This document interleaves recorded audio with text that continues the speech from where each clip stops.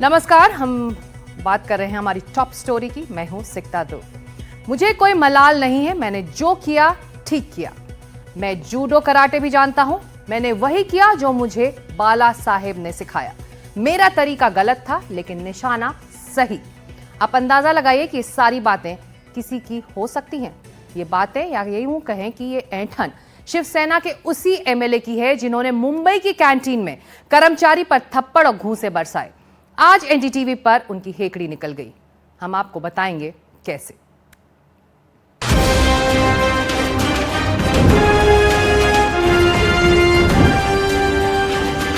मतलब मेरी सटक गई। मैं जूडो चैंपियन हूँ, मैं जिम्नास्टिक चैंपियन हूँ, मैं कराटे चैंपियन हूँ, मैं कुश्ती चैंपियन हूँ, तलवारबाजी, दांड पट्टा, कुश्ती का सब मैं चैंपियन हूँ। इसलिए मैं कुछ भी यूज कर सकता हूँ।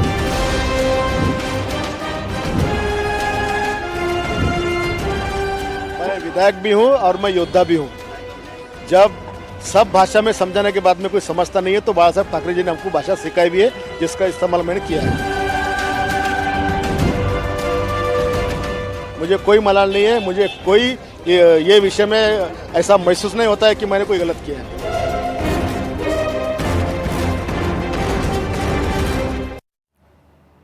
मसला दाल का था। शिवसेना के एमएलए संजय गायकवाड़ के मुताबिक दाल खराब थी। उनका दावा है कि इस वजह से उनकी जान को खतरा था।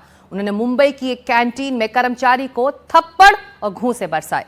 हमने आपको दिखाया था कि कैसे विधायक ने हाथ में दाल की पॉलिथीन लेकर कैंटीन में जमकर बवाल काटा था।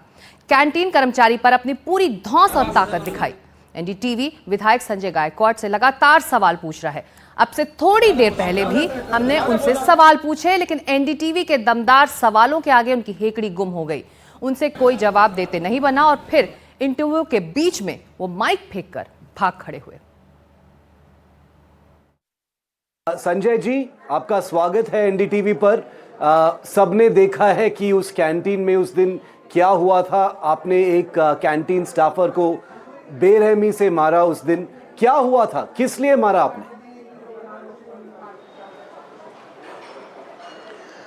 देखिए, मैं 19 से यहाँ मुंबई में आता हूँ और यही कैंटीन में खाना खाता हूँ जो गवर्नमेंट की है।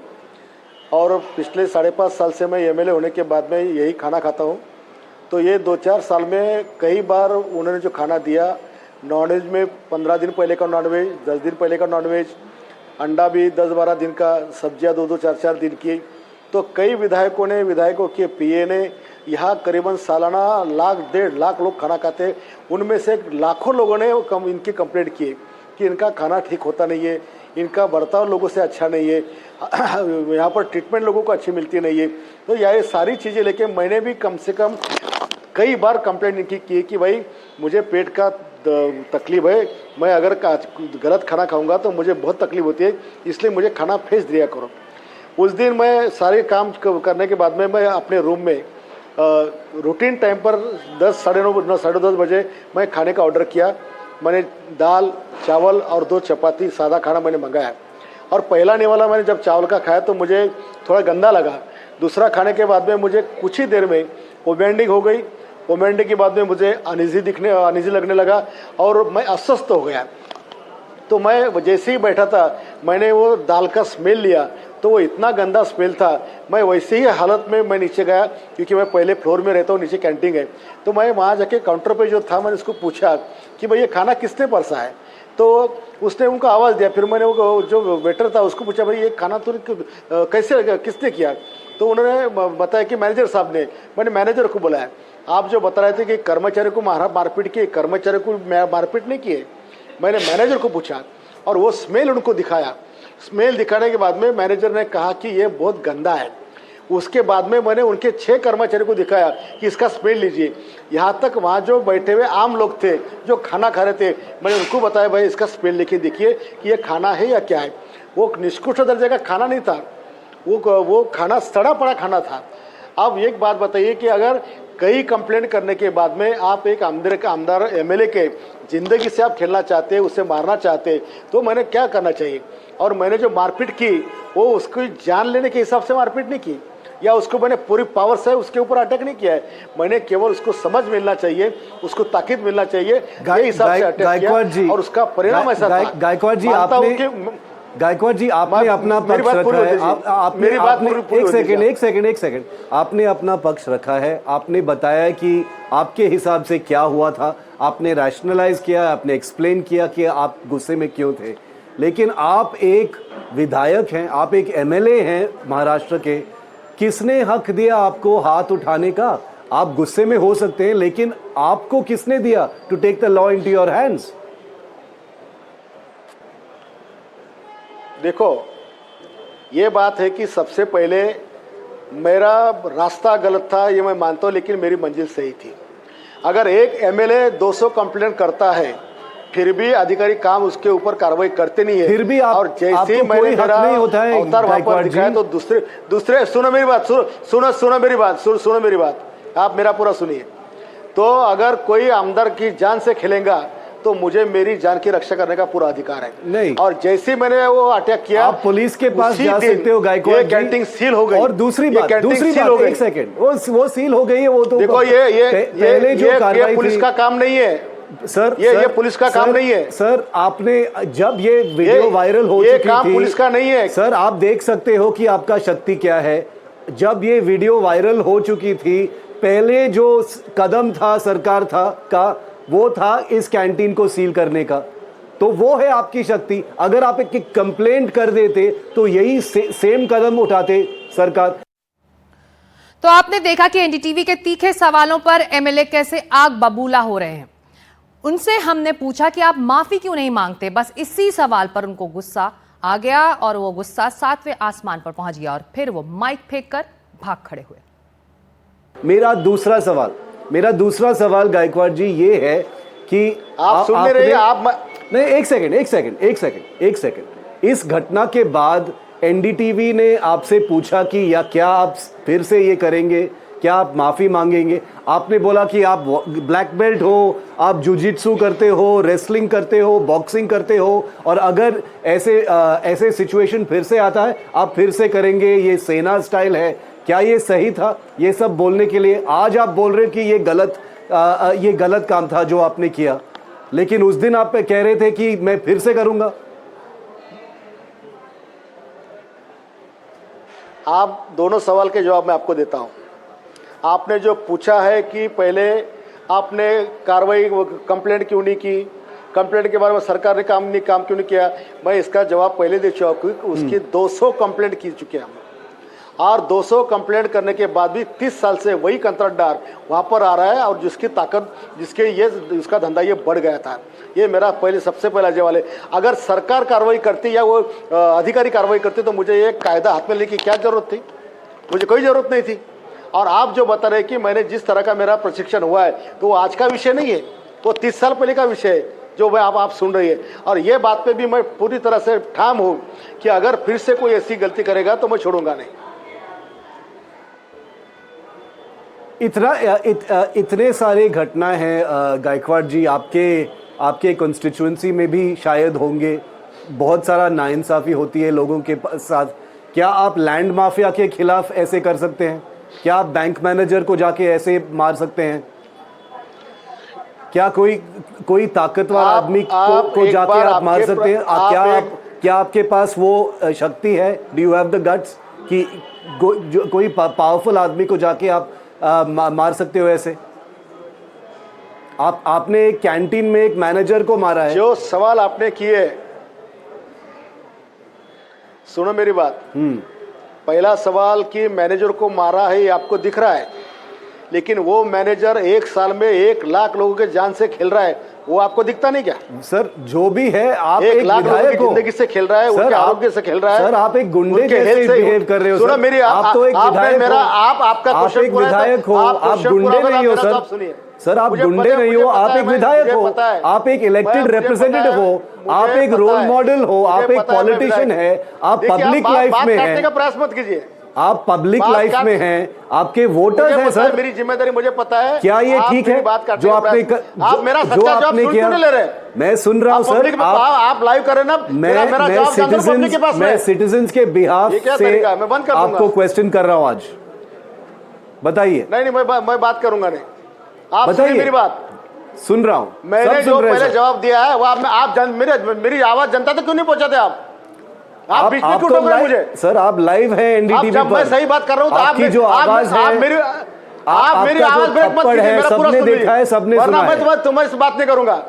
बोलिए सर, हम सुन रहे हैं। हम देखो आप लेकिन सवाल का जवाब दीजिए। आप बीच में मत बोलिए जी, बोलिए।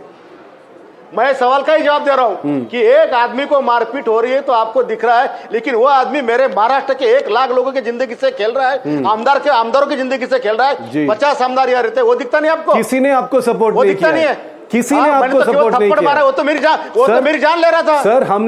हम आपके कंस्टिट्यूएंसी में गए हैं, कोई भी आपको, आपके जो वोटर्स हैं वो भी आपको क्रिटिसाइज कर रहे हैं। सपोर्ट की जरूरत नहीं है। आप बिल्कुल अकेले हैं आज। एकनाथ शिंदे भी आपको क्रिटिसाइज किया है, चीफ मिनिस्टर ने भी आपको क्रिटिसाइज किया है। आपने कोई ज्यादा बड़े इस पे हाथ लगाया क्या? ये क्या पद्धति? ये बात करते हैं तो मैं नहीं करूंगा बात इनसे। आप बोलने देता नहीं है। आप अपने पार्टी के अध्यक्ष जो हैं सर, कोई जरूरत नहीं उसको इंटरव्यू देने की।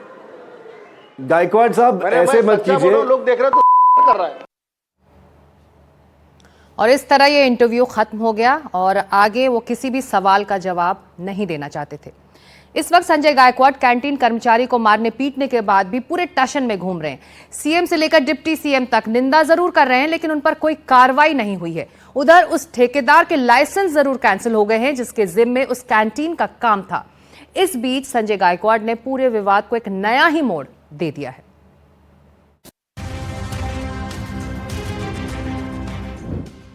मुंबई में आकाशवाणी कैंटीन के कर्मचारी पर थप्पड़ और घूंसे बरसाने वाले सत्ताधारी शिवसेना के विधायक संजय गायकवाड़ पर तो कोई कार्रवाई नहीं हुई, लेकिन कैंटीन पर फौरन एक्शन हुआ। ठेकेदार का लाइसेंस कैंसिल कर दिया गया। इस बीच खराब दाल के लिए ऑन द स्पॉट सजा सुनाने वाले विधायक संजय गायकवाड़ ने पूरे विवाद को दक्षिण भारतीय बनाम मराठी वाला मोड़ दे दिया। ये महाराष्ट्र में आज से इनका ये धंधा नहीं है हमारे लोगों की जिंदगी से खेलने का। आज मेरी जिंदगी से खेलने का उन्होंने प्रयास किया। पहली बात तो है कि मेरा पेट के दर्द से मैं 20 साल से परेशान हूँ। अगर जरा सा भी कुछ कम ज़्यादा होता है तो मुझे बहुत दर्द होता है, इसलिए मेरी जान पहले से जल चुकी थी। उधर विपक्ष ये सवाल कर रहा है कि कैंटीन पर कार्रवाई क्यों, विधायक पर कार्रवाई क्यों नहीं हुई। विपक्ष के सवाल का जवाब भी थप्पड़ और मुक्का भांजने वाले विधायक संजय गायकवाड़ के पास है।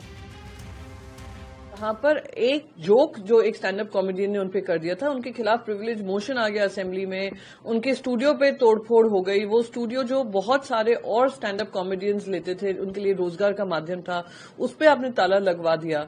तो ये जिस तरीके से मारपीट की इनकी लड़ाई चल रही है और आप एक संदेश दे रहे हो महाराष्ट्र में कि अगर एमएलए की बात नहीं सुनी जाएगी तो वो वायलेंट हो सकते हैं, वो मारपीट कर सकते हैं, वो आपको कुछ भी अब्यूजिव लैंग्वेज यूज कर सकते हैं, पर उनपे कोई कार्रवाई नहीं होगी। उल्टा कार्रवाई उनपे होगी जिनको थप्पड़ जड़ा जा रहा है। साउथ के लोगों ने आज जो मेरे ऊपर महाराष्ट्र के विरोधी पक्ष के लोग टिप्पणी करते हैं, क्या इनको मालूम नहीं कि महाराष्ट्र के साउथ के शेट्टी लोगों ने महाराष्ट्र के कल्चर को बदनाम किया? डांस बार हो चाहे वो लेडीज बार हो, इसकी वजह से हमारी तरुणाई की पूरा उन्होंने बर्बाद कर दिया। लेकिन सवाल ये कि क्या संजय गायकवाड़ को ये पता था कि खराब दाल तैयार करने वाला शेट्टी है? ये सारा प्रकार महाराष्ट्र में कई सालों से चालू है और ये शेट्टी कर रहे हैं। उसके माथे पे तो लिखा नहीं था शेट्टी है, लेकिन शेट्टी का तो होटल है।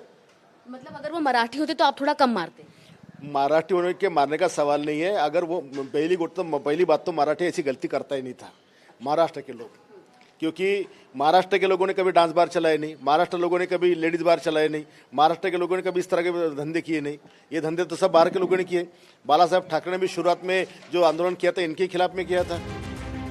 लेकिन मुक्केबाज विधायक के पास इस सवाल का जवाब नहीं कि क्या पूरे महाराष्ट्र में उन कैंटीनों को बंद कर देना चाहिए जो शेट्टी चला रहे हैं।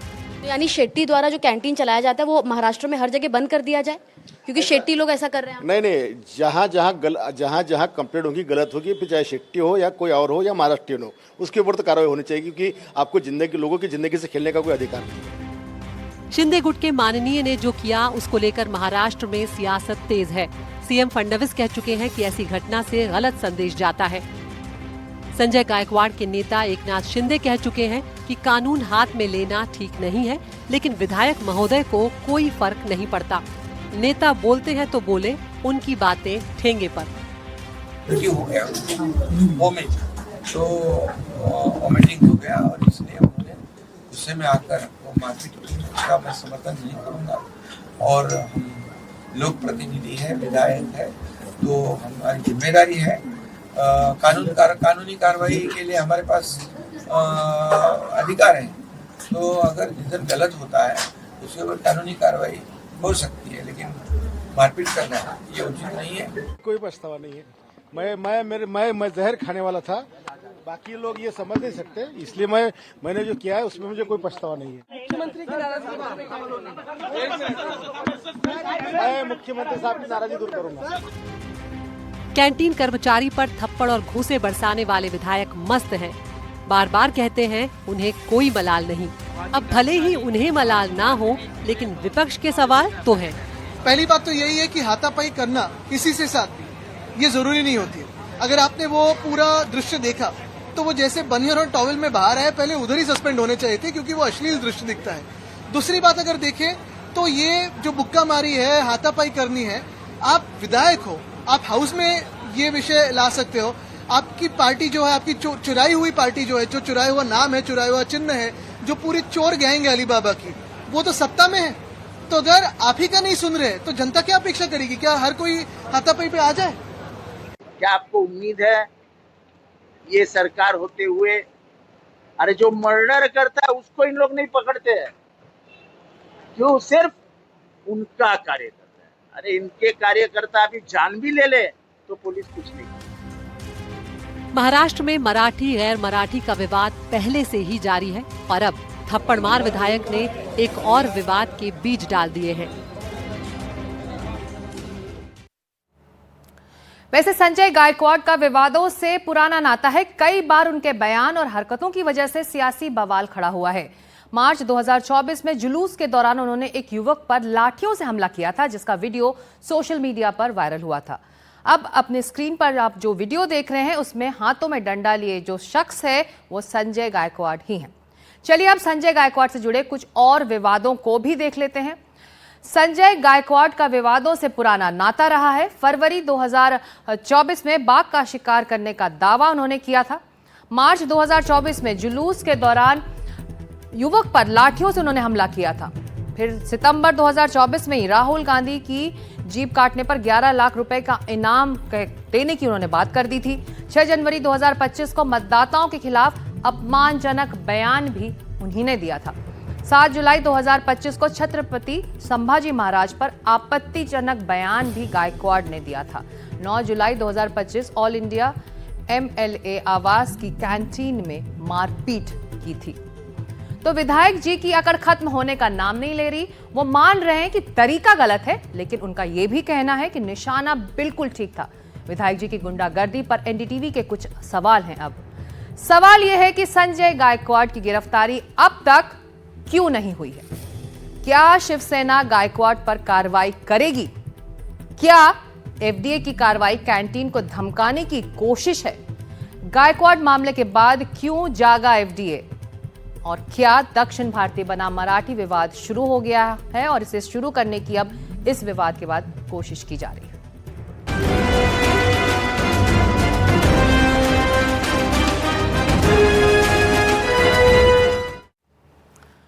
तो महाराष्ट्र में मारपीट का वायरस पुराना है। शुरुआत हिंदी मराठी भाषा पर MNS कार्यकर्ताओं की गुंडागर्दी से हुई। मीरा रोड में जोधपुर स्वीट्स के मालिक पर राज ठाकरे की पार्टी के कार्यकर्ताओं ने थप्पड़ बरसाए। बात बढ़ी तो बीजेपी के सांसद निशिकांत दुबे ने पटक पटक कर मारने की चुनौती दे दी। निशिकांत दुबे के बयान पर विवाद बढ़ा है, लेकिन निशिकांत दुबे अब भी अपने बयान पर कायम हैं और फिर से अपना बयान दोहरा रहे हैं। सुनिए क्या कह रहे हैं। आप जो है गरीबों को मारपीट करते हो, वहां जो है मुकेश अंबानी साहब रहते हैं, मराठी तो बहुत कम बोलते हैं। हिम्मत है तो जरा उनके पास चले जाओ। राज ठाकरे और उद्धव ठाकरे को यदि लगता है कि डरा के धमका के राजस्थानी को, मध्य प्रदेश के लोगों को, उड़ीसा के लोगों के, बंगाल के लोगों को, पहले तमिलनाडु के खिलाफ आपको पता है कि माहौल बनाया, गुजरात के लोगों के खिलाफ माहौल बनाया, यदि ये माहौल बनाकर यदि आप राजनीति करना चाहोगे तो राजनीति नहीं होगी।